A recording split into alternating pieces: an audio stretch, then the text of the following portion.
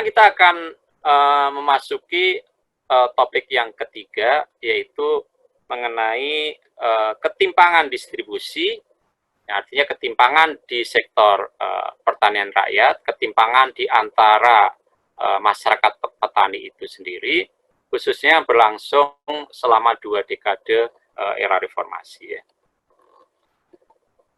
Nah, mari kita lihat dari data sensus pertanian ya, tahun 2003 dan 2013 ya. Nah, ini 2003, ini 2013. Lalu kalau kita breakdown menurut golongan luas, data BPS membedakan beberapa selang ini, 1, 2, 3, 4, 5, 6, 7 ya, ada 7 selang, selang penguasaan lahan, ada yang kurang dari 0,1 hektar sampai lebih dari 3 hektar. Nah, kalau kita reklasifikasi kembali, maka mereka yang kurang dari 0,5 hektar, itulah yang disebut sebagai petani gurem, jadi petani yang luasnya sangat kecil. Lalu yang antara 0,5 sampai kurang dari 2 hektar itu kita sebut petani kecil. Lalu yang 2 sampai kurang dari 3 hektar itu menengah.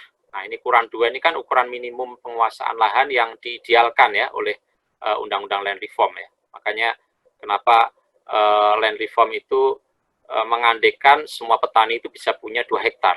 Karena dengan begitu mereka akan menjadi petani menengah ya. Ini yang terjadi di Jepang ya dan yang lain-lain ya.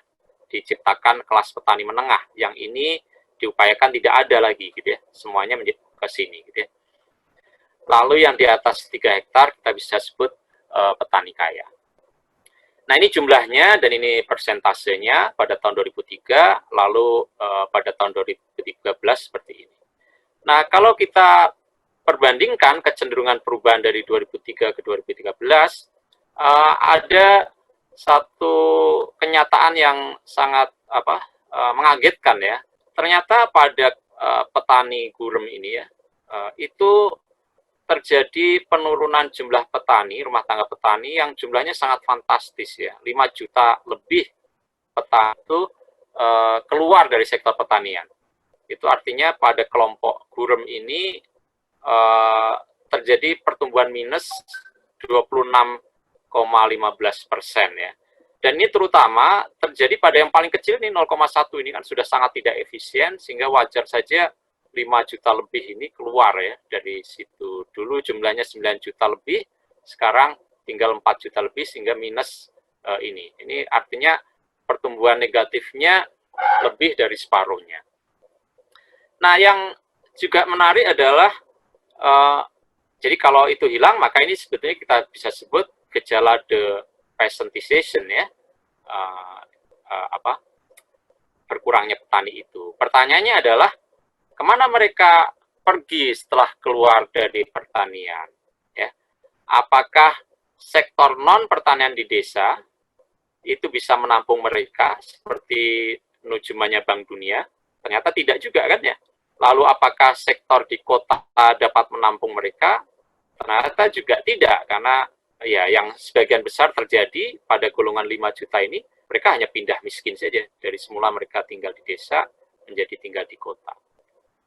Nah, sehingga pertanyaannya adalah kalau nujuman Bank Dunia itu benar, maka kan dengan keluarnya 5 juta ini sebetulnya sesuatu yang dianggap positif karena dia menggambarkan tahap transisi ya dari agriculture based countries menjadi transforming countries, menjadi urbanized countries kan begitu kan. Tetapi pertanyaannya adalah apakah kondisi mereka lebih baik ketika keluar dari pertanian? Atau sama saja, atau lebih buruk? Apakah ketika mereka keluar dari desa dan mereka tinggal di kota, kondisi mereka lebih baik, sama saja atau lebih buruk ya? Jadi ini satu pertanyaan yang penting kita refleksikan kalau kita mengacu kepada data dari sensus pertanian ini. Tentu dari data ini kita tidak bisa menjawab ini ya, tetapi kita punya sense dari bacaan lain gitu ya, bahwa sebetulnya di perkotaan pun mereka ya sebagian besar tentu saja ada kasus-kasus yang berhasil dan kasus yang berhasil juga tidak sedikit, cukup banyak. tetapi sebagian besar tentu saja tidak seperti itu. Nah, kalau kita lihat data ini juga, maka hanya golongan rumah tangga petani kaya yang mengalami kenaikan ya. Jadi kenaikannya 22,81% ya. Jadi ini hanya ada di golongan petani kaya. Sementara yang menengah ini minus, itu artinya boleh jadi mereka ini naik kelas ya, naik kelas, mereka menjadi di sini gitu ya, sehingga ini menambah jumlah di sini dan mengurangi di sini. Begitu juga yang kecil pada layer yang paling bawah ini bisa juga berkurang dan naik di sini gitu ya. Tetapi secara keseluruhan yang kecil ini tetap berkurang gitu ya, sehingga mungkin saja ini jatuh ke sini gitu ya, jatuh ke sini. Jadi pada dasarnya hanya petani kaya lah yang kemudian bisa melakukan ekspansi. Bahkan petani menengah kita juga ragu ini apakah mereka jatuh ya karena ini minus ya. Ini mobilitas ke bawah ataukah ini mobilitas ke atas. Ini kita tidak bisa menjawabnya dari data sensus pertanian, tetapi ini data yang menarik untuk dikaji lebih lanjut.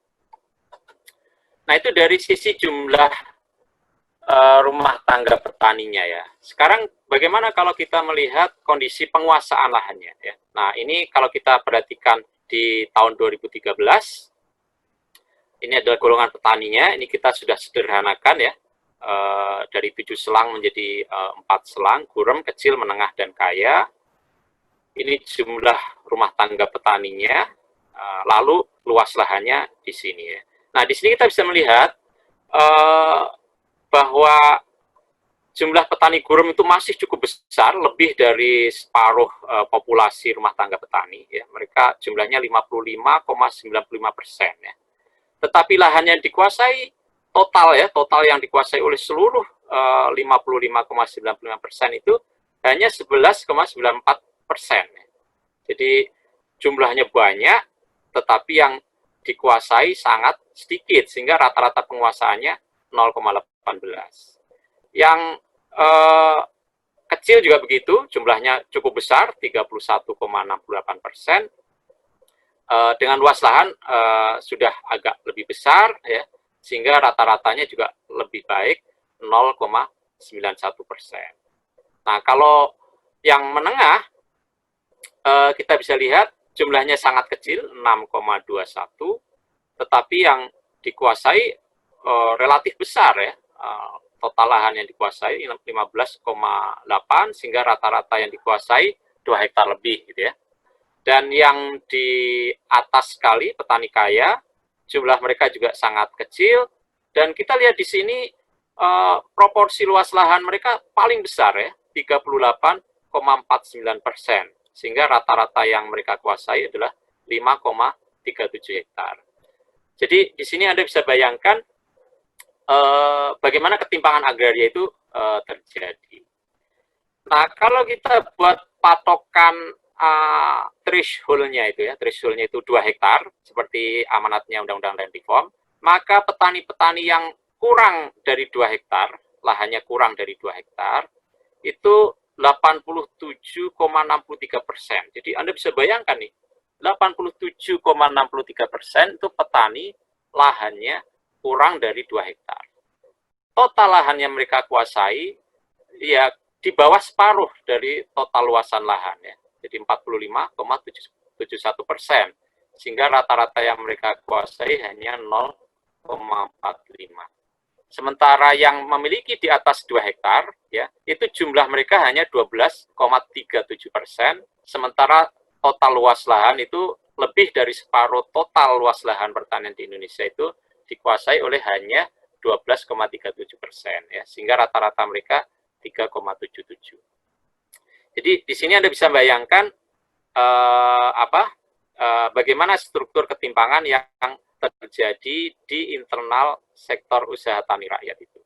Nah, kalau kita bandingkan antara ini yang hanya 2013, ini kalau kita bandingkan 2003 dengan 2013, maka jumlah petani gurem dan kecil, ini yang artinya yang di bawah 2 hektar, dari sisi jumlah rumah tangga petaninya, ini menurun ya, jumlahnya dulu 90,43%, sekarang tinggal 87,33%. 63% ya, tinggal ini. Itu kenapa? Karena 5 juta lebih keluar dari pertanian ya, yang tadi nggak tahu kita apa tertampung di sektor non pertanian, tertampung di sektor perkotaan atau tidak, kita tidak yakin itu tertampung seperti nujumannya Bank Dunia. Lalu dari sisi penguasaan lahannya juga merosot ya. Kalau skenario optimis Bank Dunia itu berlaku, maka kalau jumlah rumah tangga petaninya ini menurun, maka artinya kenaikan penguasaan lahan mereka akan terjadi karena jumlahnya kan menurun ya, jumlahnya menurun sehingga yang tersisa berkurang, luas lahannya dengan demikian akan naik karena pembaginya kan lebih sedikit. Tapi kenyataannya tidak. Kenyataannya jumlahnya menurun, tapi luas lahan yang dikuasai juga menurun. Ya, itu artinya apa? Artinya ketika sebagian ini keluar, lahannya ini kemudian tidak dibagi rata, lebih merata di antara mereka, tetapi lahannya ini kemudian jatuh ke sini. Ya. Jadi ini ada proses polarisasi. Sehingga kalau kita lihat di sini, yang di sini mengalami kenaikan, mereka bisa ekspansi jumlahnya, dan kemudian luas lahannya juga bertambah. Ini kecenderungannya polarisasi ya, yang sini semakin ke atas, makin miskin, katakanlah begitu, yang sini semakin kaya. Jadi ada proses polarisasi yang sebetulnya ini cukup mengkhawatirkan ya. Ini Anda bisa lihat itu bagaimana kemudian itu mempengaruhi kondisi. Ya ini sebetulnya mengulang yang sebelumnya ya. Anda bisa baca, saya akan cepat karena waktunya juga terbatas. Ini Anda bisa baca juga. Nah, saya akan masuk ke ketimpangan alokasi ya. Jadi sebelum itu, jadi kalau kita melihat di sini, total rumah tangga petani itu dari tahun 73, sensus 73 sampai 2013, ada kecenderungan rumah tangga petani itu terus naik ya, sampai tahun 2003, lalu tahun 2013 ini turun cukup signifikan karena ada 5 juta rumah tangga petani lebih yang kemudian keluar dari pertanian ya. Nah, di sisi yang lain, kalau jumlah petaninya ada kecenderungan menurun, ini ada tren kenaikan yang moderat ya di dalam total luas lahan yang dikuasai oleh petani. Hanya saja pada tahun 2003 ke 2013 ini kenaikannya lebih landai ya ketimbang dari 93 ke 2003. Nah, tetapi seperti kita tunjukkan, kenaikan ini selain tidak cukup signifikan kenaikannya, juga tidak dibagi merata di antara jumlah ini ya. Luas lahan ini tidak dibagi merata di antara ini, tetapi penguasaannya bersifat sangat timpang dan bahkan cenderung mengalami polarisasi. Nah, apa yang menarik adalah kalau kita bandingkan laju peningkatan luas lahan di sektor pertanian rakyat ini hanya kecil sekali, ya, kurang dari 1 juta hektar antara 2003 ke 2013. Nah, ini sangat kontras dengan laju peningkatan luas lahan yang dikuasai oleh usaha skala besar atau korporasi, di mana dalam periode reformasi itu luas lahan mereka itu melonjak drastis gitu ya. Sebagaimana nanti akan kita jelaskan. Nah, kita masuk ke sana sekarang. Jadi bagaimana ketimpangan alokasi itu terjadi selama 2 dekade era reformasi. Mari kita lihat misalnya dalam sektor kehutanan ya, bagaimana alokasi lahan itu, apakah alokasi lahan itu diberikan oleh negara secara adil, secara merata kepada sektor rakyat ya, usaha rakyat dengan usaha skala besar, atau politik alokasi lahan ini lebih memprioritaskan pada usaha skala besar. Nah, kalau kita lihat tabel ini tabel yang dikeluarkan oleh Kementerian Lingkungan Hidup dan Kehutanan pada tahun 2018, awal 2018, kita bisa melihat di sini perbandingan alokasi lahan pada tiap masa pemerintahan ya, Kabinet Pembangunan itu artinya masa Orde Baru, ini 30 tahun, lalu ini masa Presiden Habibie, ya, transisi dari Orde Baru ke Reformasi, lalu ini masa Presiden Abdurrahman Wahid, Gus Dur, ini masa Presiden Megawati, ini 2 periodenya Presiden SBY, dan ini periode Pak Jokowi sekarang ya. Nah, kita akan melihat ya di sini jumlah HTI, artinya dikeluarkan untuk perusahaan besar ya, pada masa Orde Baru itu jumlahnya 1.900.000 sekian, itu artinya 18% ya yang dikeluarkan dari total HTI ini. Jadi hanya 18%. Selebihnya yang jauh lebih besar ya, itu dikeluarkan pada era reformasi. Jadi seperti yang saya bilang tadi, produksi ketimpangan ya, atau akumulasi kekayaan pada usaha skala besar itu justru banyak dihasilkan oleh pemerintah pada era reformasi ya. Saya tidak mengatakan bahwa Orde Baru berarti lebih baik ketimbang era reformasi ya, tetapi semua bentuk ketimpangan adalah jelek ya. Hanya saja saya ingin mengatakan di sini justru ketimpangan itu banyak sekali diproduksi pada masa pemerintahan-pemerintahan era reformasi. Hal yang sama juga terjadi di HPH. Pada era 30 tahunnya Orde Baru itu hanya sekian. Nah, Anda bisa bayangkan ini pinjam pakai juga begitu. Yang lebih banyak di era Orde Baru adalah pelepasan kawasan hutan. Ini 50,86% ya dari total ini itu di era Orde Baru, sementara sisanya di era reformasi. Nah, jadi ini suatu kenyataan ironis karena ketika reformasi kita mencita-citakan kehidupan bangsa kita yang lebih demokratis, lebih merata, lebih adil. Ada TAP MPR mengenai demokrasi ekonomi ya. Kita punya TAP MPR mengenai demokrasi ekonomi ya, supaya ketimpangan pada masa Orde Baru itu bisa dikoreksi. Tetapi kenyataan menunjukkan bahwa bukannya itu terjadi koreksi, tetapi produksi ketimpangan itu menjadi jauh lebih besar pada saat era reformasi. Nah, kalau kita kemudian melihat alokasinya itu untuk siapa ya, alokasi dari sekian macam jenis konsesi ini ya, ini kan kita belum tahu ini diberikan kepada siapa saja ya. Nah, kalau kita lihat sasaran peruntukannya, alokasi itu bisa untuk swasta ya, ini berarti perusahaan besar, bisa untuk masyarakat, bisa untuk kepentingan umum, ya. Jadi 3 hal ini. Lalu kalau kita bandingkan, maka total alokasi kawasan hutan untuk swasta itu sampai 2018 awal itu jumlahnya 40 juta hektar.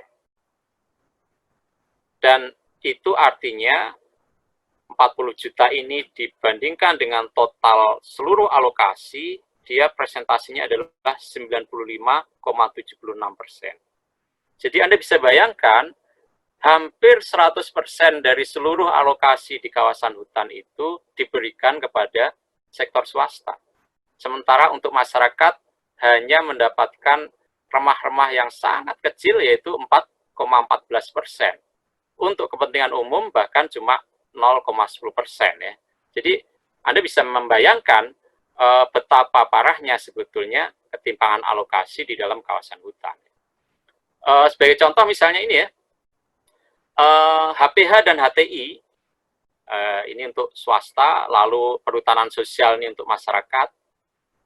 Untuk swasta 33 juta hektar lebih yang sudah diberikan. Sementara perhutanan sosial dalam bentuk HTR, HKM, dan segala macam sampai di awal 2018 ini hanya 822.370 hektar.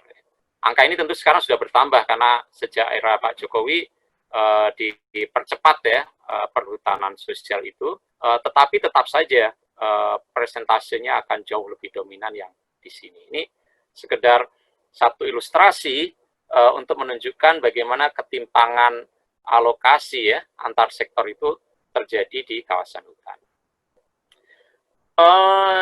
Di luar kawasan hutan, di kawasan perkebunan, sayangnya kita tidak punya data dari BPN, ATR BPN mengenai HGU yang sudah diberikan ya. Padahal beberapa kalangan civil society sudah mengajukan gugatan ya sampai ke Mahkamah Agung dan mereka menang bahwa informasi mengenai HGU ya, informasi mengenai konsesi-konsesi di luar kawasan hutan, artinya untuk perkebunan ya dan lain-lain, itu termasuk jenis informasi yang bisa diakses oleh publik ya. Jadi gugatan itu menang, tetapi meskipun demikian tetap saja BPN tidak mau mengeluarkan data-data mengenai HGU itu, sehingga kita tidak tahu sebetulnya berapa luasnya, di mana gitu ya. Dan kalau ada HGU yang kemudian mengambil lahan di luar konsesi yang diberikan, kita juga tidak bisa mengontrol karena kita tidak tahu, tidak punya petanya, dan itu yang menyebabkan banyak sekali konflik antara perkebunan dengan masyarakat gitu ya. Karena mungkin perkebunan mengklaim konsesi dia mencakup wilayah di satu desa tertentu misalnya, sementara masyarakat merasa ya itu lahan yang sudah mereka garap selama ini, dan kita kemudian tidak bisa memverifikasi sebenarnya lokasi batas-batasnya itu ada di mana karena datanya tidak pernah dibuka. Tetapi kalau kita lihat data ini saja misalnya 25 grup bisnis milik Taipan ya, milik pengusaha besar itu menguasai sudah sebesar 5,1 juta hektar. Hanya 25 grup ini saja ya. Anda bisa bayangkan gitu ya. Sementara sekian juta petani itu bergantung pada total luas lahan pertanian yang jumlahnya berapa tadi? Jumlahnya 22,43 ya. 22,43 itu untuk menghidupi 26,14 juta ya. Jadi Anda bisa bayangkan ya. Sementara yang 15 ini 25 ini sudah menguasai 5,1. Di luar 25 ini kan 25 grup ini kan masih banyak lagi perusahaan-perusahaan perkebunan yang datanya kita tidak punya itu ya. Yang menarik juga adalah pada lahan-lahan yang sudah diberikan kepada grup-grup ini, ternyata tidak semuanya juga sudah ditanami gitu ya. Yang ditanami itu artinya yang warna biru ini, ya. Sementara yang coklat ini belum ditanami, dan itu menimbulkan pertanyaan, jangan-jangan ini adalah spekulasi tanah gitu ya. Yang kalau ini tidak segera diproduktifkan, maka sebetulnya bisa dikenai ketentuan tanah terlantar ya. Yang bisa ditertibkan oleh pemerintah. Meskipun undang-undang untuk penertiban tanah terlantar ini statusnya hanya PP, sementara penguasaan mereka atas lahan-lahan ini berlindung pada undang-undang perkebunan. Jadi seringkali pada lahan-lahan terlantar ini ketika pemerintah kemudian berusaha menertibkan dengan menggunakan dasar PP tanah terlantar, ketika digugat ke pengadilan akhirnya kalah karena undang-undang perkebunan lebih melindungi para pengusaha besar ini. Nah, ini misalnya ada data yang menunjukkan bahwa banyak sekali hak-hak yang sudah diberikan itu terindikasi terlantar ya. Jadi ini belum dinyatakan terlantar, tapi ada indikasi terlantar ya. Total jumlahnya fantastis ya, 4,880 ya, 4.880.000 sekian hektar ya. Yang kalau itu digunakan untuk objek land reform, sudah berapa juta rumah tangga petani yang bisa ditampung di situ gitu ya. Nah, ternyata ketimpangan agraria itu kemudian punya implikasi pada akumulasi kekayaan yang lebih besar gitu ya. Akumulasi kekayaan pada sektor-sektor yang lain. Jadi ketimpangan agraria ini seperti tadi saya contohkan pada kasus Jepang dan Indonesia tadi ya, petani yang kaya yang menguasai lahan besar, mereka akan bisa konsolidasi dan bisa ekspansi, sehingga mereka bukan saja makmur di sektor pertaniannya on-farm, tetapi juga pada off-farm dan non-farm. Nah, hal yang sama juga terjadi pada entitas bisnis ini.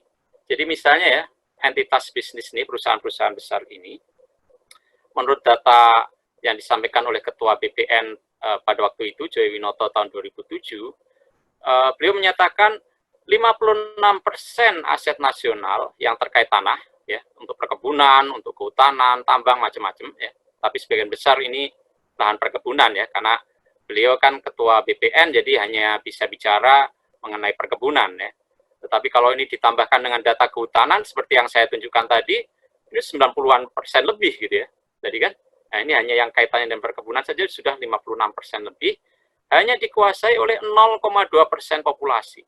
Jadi kurang dari 1% populasi di Indonesia, tetapi lahan yang dikuasai itu lebih dari separuhnya. Jadi Anda bisa bayangkan. Nah, yang menarik adalah proporsi ini nyaris identik dengan akumulasi kekayaan dalam bentuk aset keuangan di bank. Jadi menurut data lembaga penjamin lembaga penjamin nasabah, ini saya salah tulis, 56,87% simpanan uang di Bank Nasional. Jadi Anda bisa bayangkan, ini mirip sekali.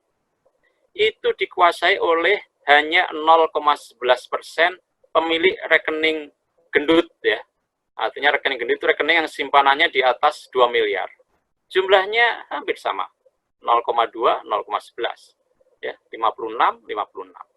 Jadi penguasaan di sini akan mempengaruhi juga penguasaan di sini. Ini saya tunjukkan. Jadi yang rekeningnya di atas 2 miliar, itu jumlah pemilik rekeningnya hanya 245.000. Jumlahnya hanya 0,11%. Tetapi nilai uang yang dikuasai 56,87%. Sebagian besar rakyat Indonesia, saya termasuk di situ ya, mungkin sebagian dari Anda, itu hanya menguasai rekening tabungan yang nominalnya kurang dari 100 juta. Jumlah pemilik rekening yang kurang dari 100 juta ini 98,07%. Jadi ketimpangan di sektor agraria itu juga tercermin di dalam kekayaan simpanan uang itu, gitu ya. Jadi tidak main-main sebetulnya soal keadilan agraria itu. Karena kalau ini tidak adil, pasti akan berimplikasi ke sektor-sektor yang lain.